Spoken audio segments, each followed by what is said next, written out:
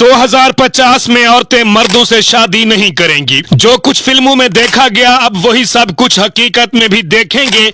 औरतें मर्दों को तरजीह देना क्यों कम कर देंगी, एक साइंसदान के हैरान कुन इंकशाफात सामने आ गए। नाजरीन, हम बहुत सी फिल्मों में देख चुके हैं कि आहिस्ता आहिस्ता रोबोट दुनिया को टेक ओवर कर लेंगे और अब शायद वही वक्त आ चुका है, बल्कि उस दौर का आगाज हो चुका है। और ये सब देखते हुए अब कुछ कुछ यकीन आना भी शुरू हो चुका है कि जो कुछ हम अब तक फिल्मों में देख चुके हैं अब हम वो सब हकीकत में भी अपनी जिंदगी में देख पाएंगे।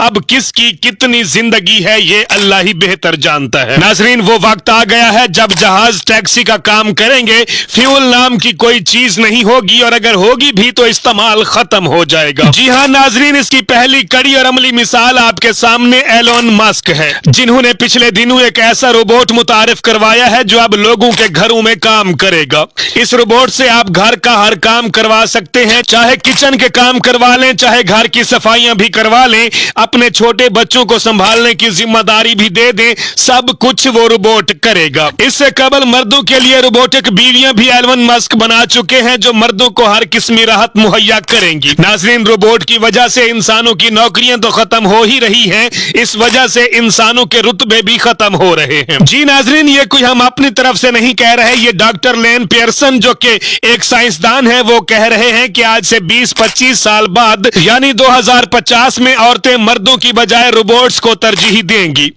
औरतों और मर्दों की निस्बत औरतों और रोबोट्स के रिलेशंस की शरह बढ़ जाएगी, लेकिन ये जहन में रखिए कि ऐसा ख्याल मगरबी मुमालिक के हवाले से है।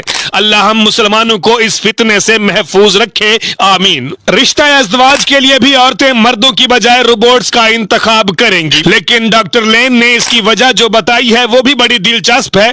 वो कहता है कि मर्द तो कभी भी औरत की हर बात नहीं मानता, चाहे वो जितना भी ताबेदार हो, लेकिन रोबोट को तो अपनी मर्जी से अपने ताबे किया जा सकता है। तो इसलिए औरतों का रुझान रोबोट की तरफ बढ़ जाएगा और वो रोबोट को अपनी मर्जी के मुताबिक ढाल लेंगी। और नाजरीन, एक हैरत अंगेज खबर ऐसी भी आ रही है कि रोबोट्स औरतों और मर्दों के स्पर्म्स को कैरी करके 9 माह तक बच्चा अपने रोबोटिक पेट के अंदर रखकर उसको डिलीवर करके दे सकेगा। नाजरीन, दुनिया बदल चुकी है और मजीद बदलने जा रही है। बड़ा अजीब और गरीब मंजर आने वाले दिनों, महीनों और सालों को लेकर दिखाई दे रहा है।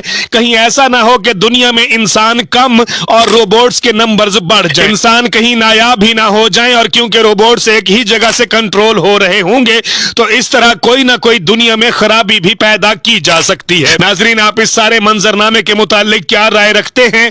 औरतों और रोबोट्स के रिलेशन से मुतालिक आप क्या राय रखते हैं? आपकी दिलचस्प आरा का कमेंट सेक्शन में इंतजार रहेगा।